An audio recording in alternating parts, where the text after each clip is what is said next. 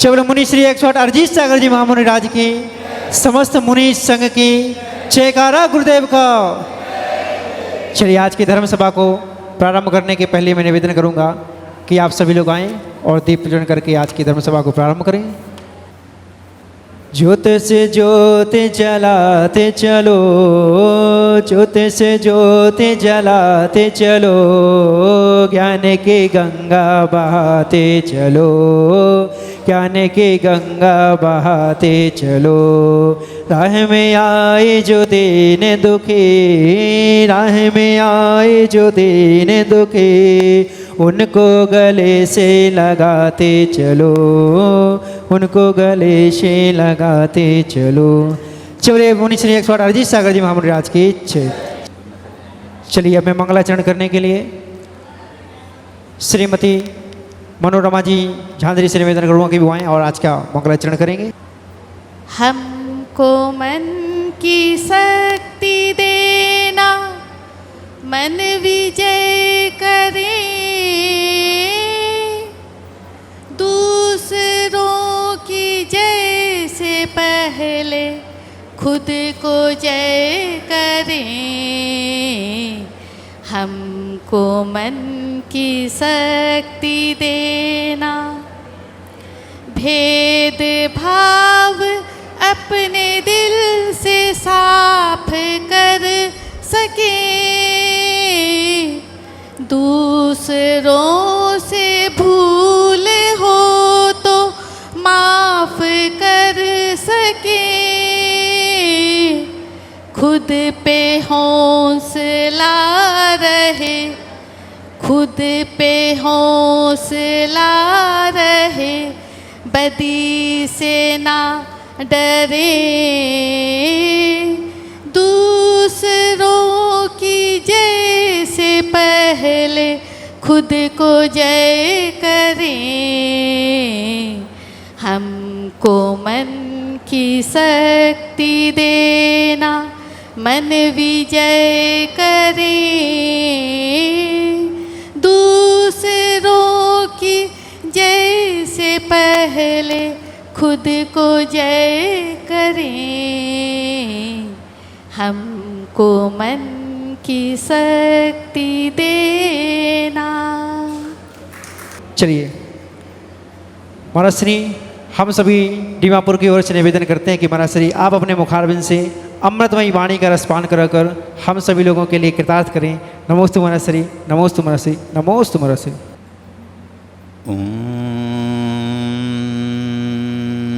नमः सिद्धेभ्यः।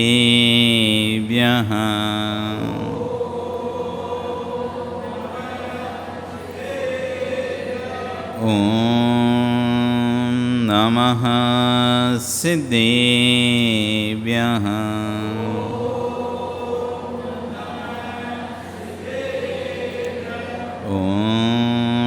नमः सिद्धेभ्यः।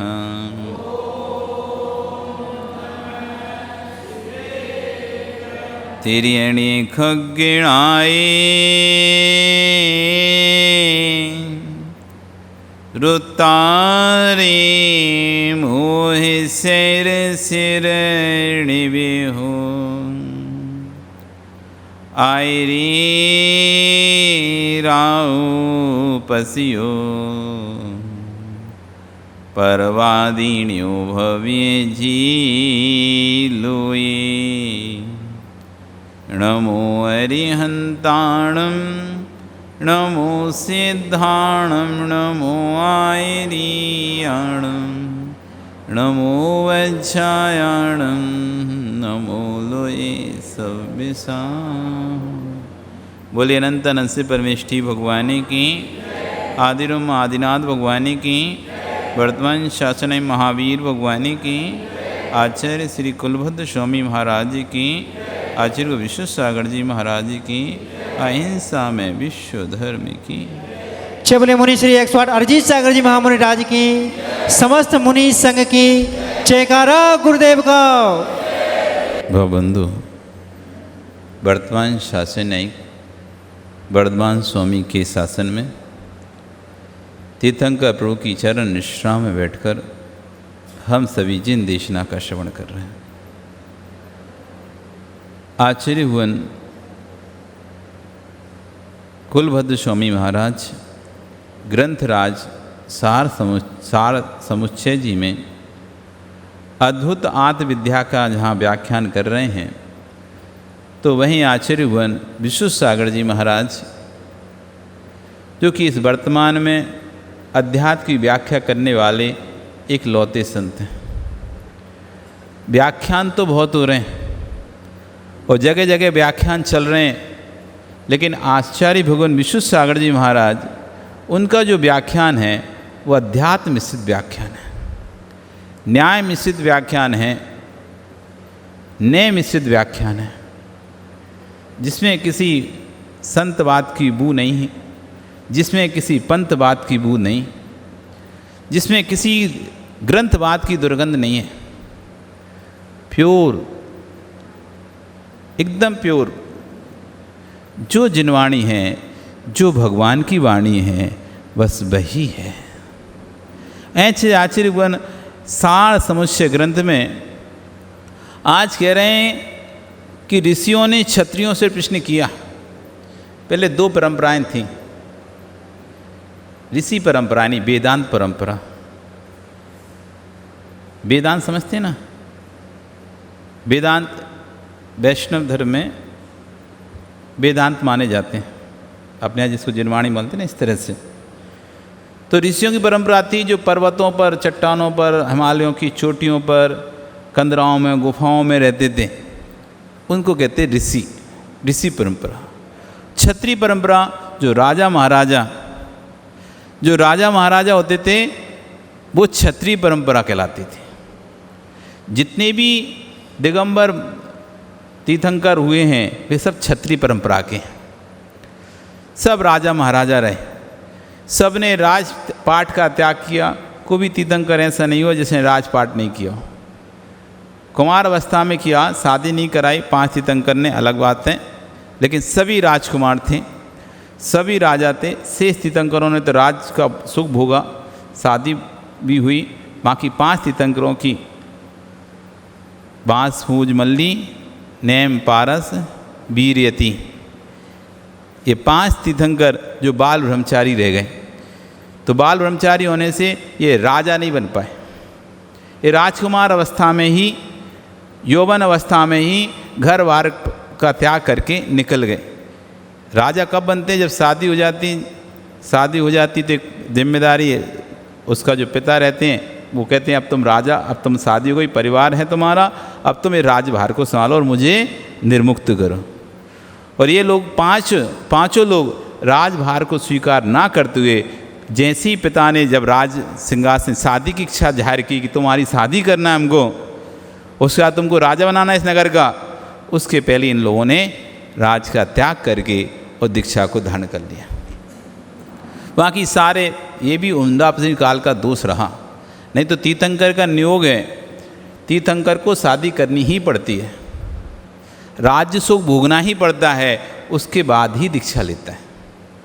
ये तो काल पंचम, ये इस असंख्यात करोड़ों वर्षों बाद एक हुंडाश्रवणी काल आता है, जिस हुंडाश्रवणी काल में जो घटनाएं नहीं घटना चाहिए वो घटनाएं घटती हैं। जैसे आदिनाथ भगवान तीसरे काल में जन्म ले लिए, जबकि तीर्थंकर का नियम है, तीर्थंकर भोगभूमि में कभी जन्म नहीं लेते। तीर्थंकर सिर्फ कर्मभूमि में ही जन्म लेते हैं और कर्मभूमि में ही मोक्ष जाते हैं। चौथे काल में ही जन्म लेते हैं और चौथे काल में ही मोक्ष चले जाते हैं। लेकिन कर्म भूमि तीसरे काल में प्रारंभ हो गई। तीसरा काल खत्म नहीं हुआ, उससे पहले ही सारे कल्प वृक्ष नष्ट हो गए। तीसरा काल पूर्ण होता, चौथा काल लगता, तब कल्प वृक्षों को नष्ट होना चाहिए था, लेकिन उससे ही पहले कल्प वृक्ष नष्ट हो गए और चौथा काल, तीसरे काल में ही चौथा काल प्रारंभ हो गया। सारी व्यवस्थाएं खत्म होने लगी, तब जाकर आदिनाथ ने असी मसी कृषि विद्या वाणिज्य शिल्प आदि इस 6 कर्म की व्याख्या जनता को दी और राजभार किया। और राजभार करने के बाद और दीक्षा लेकर वो तीसरी काल में मोक्ष चले गए। ये काल दोष रहा। तीर्थंकरों की कभी पुत्रियां नहीं होती, पुत्र होता है। लेकिन काल दोष से तीर्थंकर की पुत्री भी हुई ब्राह्मी सुंदरी। चक्रवर्ती का कभी मान भंग नहीं होता, चक्रवर्ती कभी किसी से, नाम ही उसका चक्रवर्ती है, 6 खंड का राजा है, उससे बड़ा कोई राजा नहीं होता है, वो कभी किसी से नहीं हारता है। लेकिन बाहुबली से उसको हारना पड़ गया भरत को। भरत चक्रवर्ती जल थल बाहु 3 युद्ध हो गए। जल युद्ध हुआ तो बाहुबली बड़े थे, भरत छोड़े थे, तो बाहुबली जब भरत पानी फेंके तो बाहुबली के गर्दन तक ही आए, लेकिन जब बाहुबली पानी फेंके तो ऐसे लगे जैसे नदी का नदी भरत के ऊपर उड़ेल दी गई हो। तो इस कारण से भरत हार गए। नेत्र युद्ध हुआ, बाहुबली बड़े भरत छोटे, आमने सामने हुई, लेकिन नीचे से ऊपर देखने में मेहनत लगती है, ऊपर से नीचे देखने में कम मेहनत लगती है। नीचे से ऊपर देखोगे ज़्यादा मेहनत लगेगी, लेकिन ऊपर से नीचे देखोगे तो मेहनत कम लेगी। और इस युद्ध में भी भरत हार गए। भुजा युद्ध हुआ और बाहुबली का तो बल, बाहुबली नाम ही बाहुबली था, और उन्होंने उठाया और बाहुबली को घुमा दिया। तीनों युद्ध में भरत की पराजय हो गई। भरत का मान भंग हुआ तो भरत को क्रोध आ गया और उसने चक्र रत्न अपने सगे भाई पर चला दिया। जबकि कभी भी चक्रवर्ती का रत्न, उसको पता है, चक्रवर्ती को पता रहता है ये मेरा चक्र रत्न अपने सगे संबंधियों पे काम नहीं करेगा, ये मेरा चक्र रत्न दूसरे चक्रवर्ती पर काम नहीं करेगा, ये चक्र रत्न शत्रुओं पर काम कर जाएगा, लेकिन घर के संबंधियों को नहीं मार सकता है। तब भी इतना क्रोध में आ गया, इतना क्रोध में आ गया कि मैं चक्रवर्ती होकर हार रहा हूँ, और उसने अपने भाई पर ही चक्र रत्न चला दिया, जबकि ऐसा कभी होता नहीं था। ये काल दोष, ये हुंडप्सनी काल का काल दोष हो गया कि 5 तीर्थंकरों ने बिना शादी कराए ही दीक्षा को प्राप्त हो गए। तो ये क्षत्रिय परंपरा है हमारी जो परंपरा है, कौन सी परंपरा है? क्षत्रिय परंपरा। इसे हम क्षत्रिय परंपरा कहते हैं। ये ब्राह्मण परंपरा नहीं है, ये शूद्र परंपरा नहीं है, वैश्य परंपरा नहीं है हमारी। हम क्षत्रिय परंपरा के वंशज हैं। कोई कहे आप तो बनिया हो, बनिया वाणिज्य करते हो, व्यापार करते हो, वैश्य हो। नहीं, हम वैश्य नहीं हैं, वो तो व्यापार करने लगे, लेकिन हमारा मूल जो परंपरा है वो आदिनाथ की परंपरा है। आदिनाथ क्षत्रिय थे, जितने भी राजा थे सब क्षत्रिय थे। हम उस परंपरा के वंशज हैं। काल दोष के कारण धीरे धीरे हम शक्ति विहीन हो गए, और आज सबसे डरपोक हम लोग हैं। थोड़ा सा कुछ होता है, अपने साधन ही पर कोई आफत आती है, पहले दुकान बंद करके हम भग जाते हैं। कौन आफत मोल लेगा, वो निपटे, उसका जाने। हम और खड़े रहेंगे, पता चला हमारा नाम और आ जाएगा और हमें और पकड़ के ले जाएगा। आज हम इतने डरपोक हो चुके हैं कि हम अपने साधर्म की भी रक्षा नहीं कर पाते, और लोगों से कहते हैं अरे कोई हमारी रक्षा करे। तुम भी तो किसकी रक्षा करते हो? जब दूसरा साधर्मी विपत्ति में आता है, दूसरा साधर्मी के दुकान पे यदि 4 लोग दूसरे लोग आ जाएं और उसको धमकाएं, और हमारी दुकान बगल में है, तो हम धीरज से दुकान की शटर गिराकर ताला लगाकर भाग जाएंगे। उसके साथ नहीं खड़े होंगे। आज हम इनके साथ खड़े हो गए, कल को ये लोग हमको परेशान करेंगे, ऐसा सोचकर हम उसको छोड़कर भाग जाते हैं। दूसरे लोग देखो, एक व्यक्ति से बात करो 10 आके खड़े हो जाते हैं। एक व्यक्ति से बात करो आप, उनके एक व्यक्ति को आप थोड़ी सी गाली दे दो, थोड़ा सा कुछ कर दो, वो 10 व्यक्ति उसके साथ खड़े हो जाते हैं, और हम 10 साथ में हैं, और लड़ाई हो गई तो 9 भाग जाते हैं। तेरी लड़ाई है, तू निपट भैया, हम नहीं। घर संपत्ति है, व्यापार है, हमें व्यापार करना है। जो सबसे मजबूत समाज थी, जो सबसे सशक्त समाज थी, जिसकी क्षत्रिय समाज थी, जो वो आज सबसे हीन, लाचार, दीन समाज हो गई है। जरा में घुटने टेक देती है। कोई एक डर दिखाता है, हमें तो भाई अपने प्राण बहुत प्यारे हैं, हम नहीं उलझेंगे। कहेंगे गली पे, मोहल्लों पर, चौराहे पर, नुक्कड़ पर बड़ी बड़ी बातें करेंगे, ऐसा नहीं, ऐसा होना चाहिए, ऐसा नहीं, ऐसा होना चाहिए। और जब सामूहिक रूप में जब जानने की बात होगी, तू जा भैया, एक छोटी सी रिपोर्ट भी यदि थाने में देनी होती है ना, आदमी के प्राण सूख जाते हैं। तू जा, वो कहेगा तू जा, वो कहेगा तू जा, वो कहेगा तू जा, मैं नहीं जाऊंगा। कौन पहले बिल्ली गले में घंटी बांधे। एक बार क्या हुआ, बहुत सारे चूहे परेशान थे बिल्ली से, रोज़ खा जाती थी, रोज़ खा जाती थी चूहों को, बड़े परेशान थे। मीटिंग हुई, एक काम करो, बिल्ली को तो अब कुछ नहीं कर सकते, बिल्ली गले में घंटी बांध दो, जब बिल्ली आएगी तो बजेगी घंटी, अपन अलर्ट हो जाएंगे और भाग जाएंगे, तो बच जाएंगे। लेकिन बात तो सबने बड़ा समर्थन किया, बात बहुत अच्छी है, बहुत बढ़िया, एकदम 100% सही है।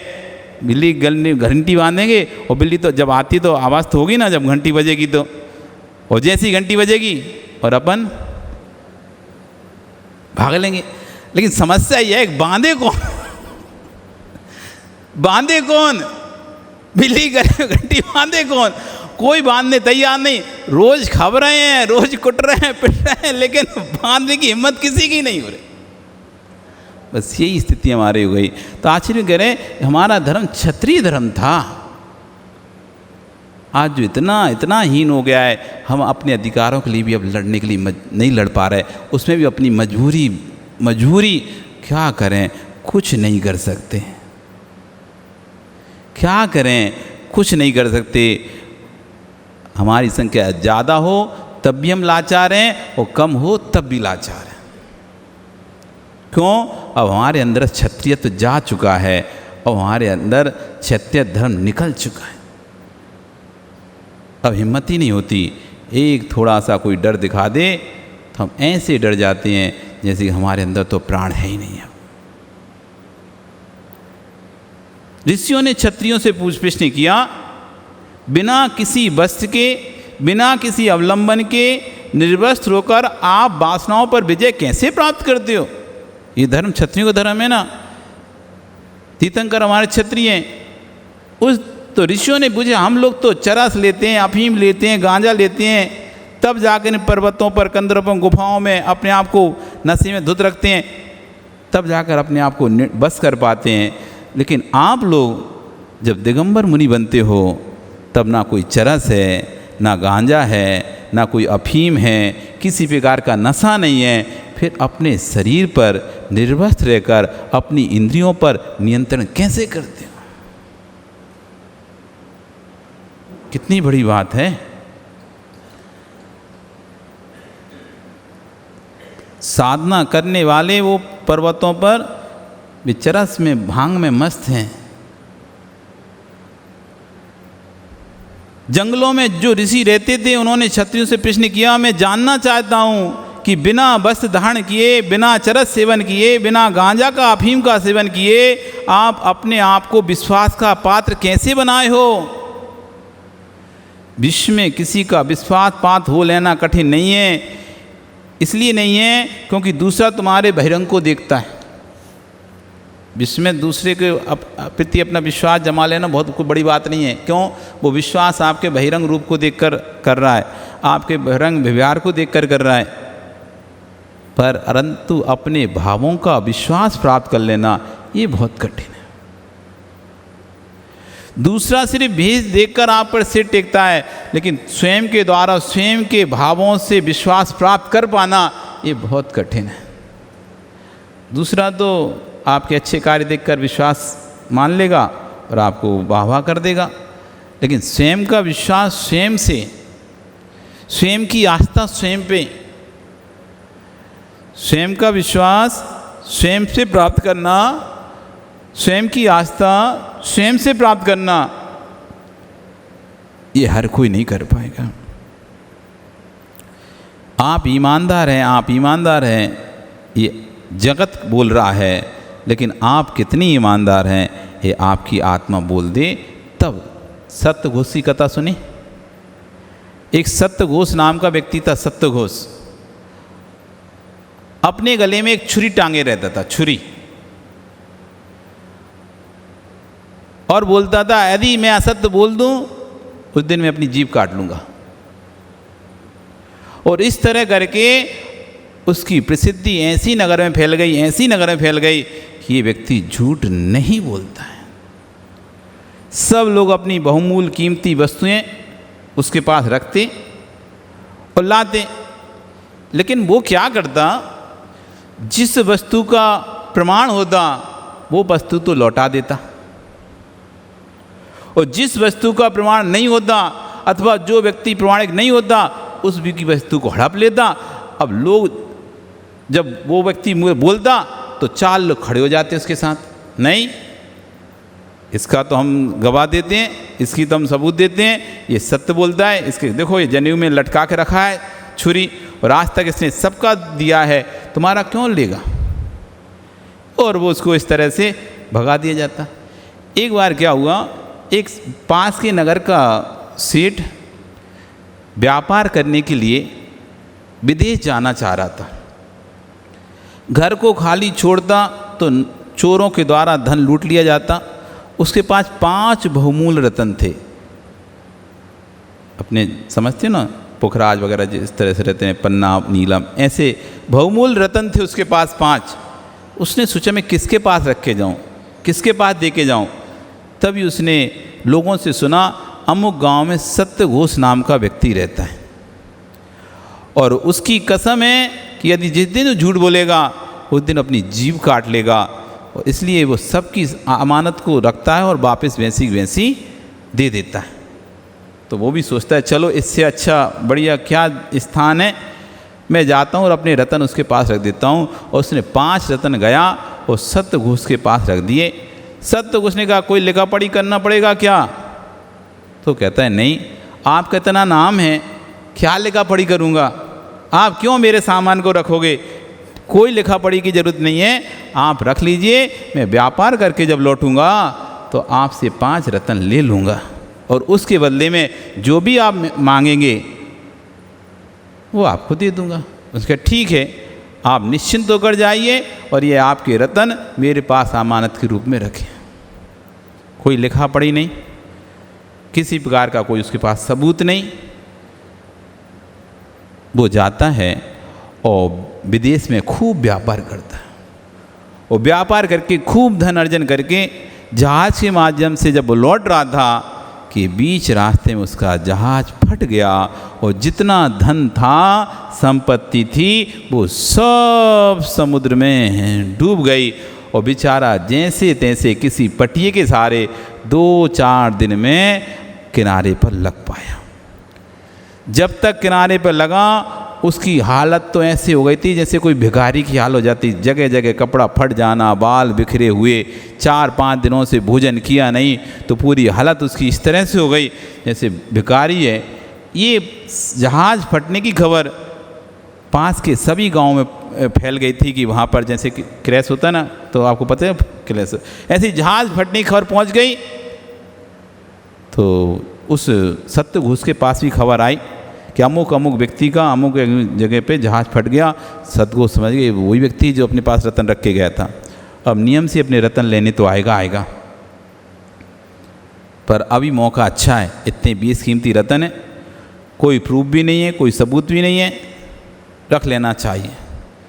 और वह किसी से इसकी चर्चा नहीं करता। एक दिन क्या हुआ, जब 4-5 दिनों में जब वो आ रहा था तो दूर से सत्यघोष देखता है कि अरे ये तो वही व्यक्ति है, और अपने साथ 4-6 लोग बैठे हुए थे, उनको बोलता है देखो देखो, लगता है कि वो 5 दिन पहले जो फटा हुआ था, जहाज़ फटा था, उसमें से कोई एक मुसाफिर बच गया है, और देखो उसकी क्या हालत हुई है, ये पागल सा दिखाई दे रहा है, और मुझे तो लगता है ये मेरे पास आएगा अभी थोड़ी देर बाद।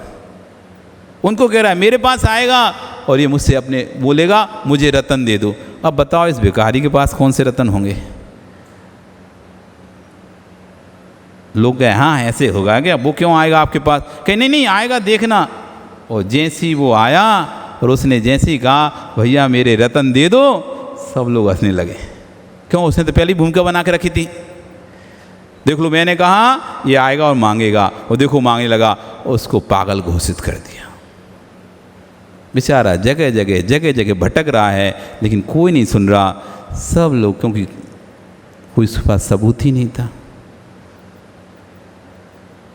इस छत्री का तो आचार्य कह रहे हैं कि पर से विश्वास प्राप्त करना बहुत सरल है, लेकिन निश्चय प्राप्त करना ये सबसे कठिन है। ये विश्व का सबसे बड़ा विश्वास है जो निश्चय प्राप्त होता है। स्वयं का विश्वास स्वयं पे हो जाना ये विश्व का सबसे बड़ा।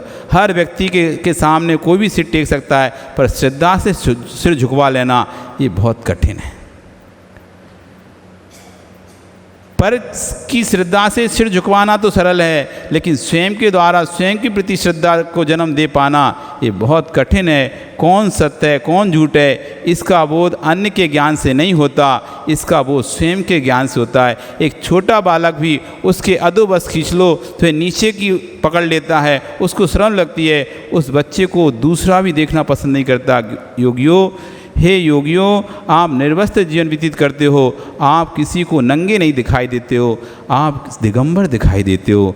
क्या कारण है? साधु को लोग नंगा क्यों नहीं देख रहे हैं, दिगंबर देख रहे हैं?